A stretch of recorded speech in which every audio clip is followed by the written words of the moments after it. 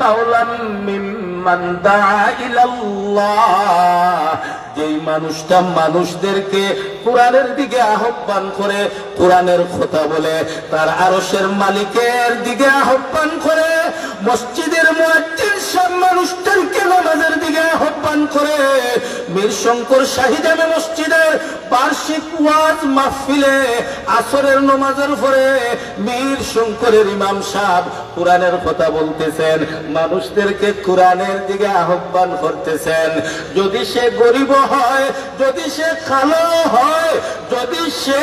গুণীজন হয়, বংশের দিক দিয়ে যদি হে নিচুও হয়, বংশের দিক দিয়ে যদি সে উঁচুও হয়, স্বয়ং আরশে আজিম তাকে আল্লাহ যদি ফেরেশতা পাঠায় আর কোরআন হাদিসের কথা বলে,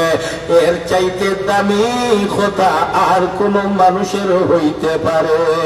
না। যদি একজন রিকশাওয়ালাও যদি আমাকে আল্লাহর দিকে আহ্বান করে, আমার একজন তবলিগী ভাই যদি আমাকে আল্লাহর রাস্তার দিকে আহ্বান করে, তার বাড়ি মীর শঙ্কর হইতে পারে, সে একজন গরিব ফ্যামিলির সন্তান হইতে পারে, সে খালা হইতে পারে, সে বংশের দিক দিয়ে নিচু হইতে পারে,